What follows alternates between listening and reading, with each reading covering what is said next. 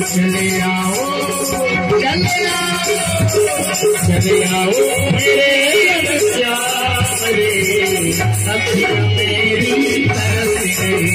चले आओ मेरे श्याम रे, अखियां मेरी तरस गई।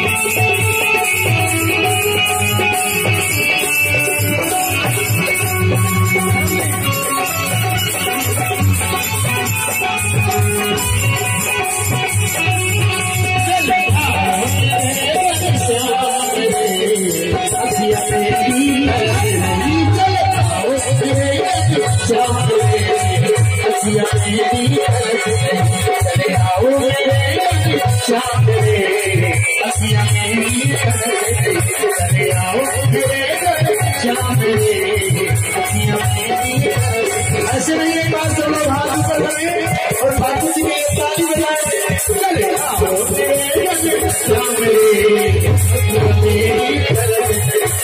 आओ मेरे श्याम रे,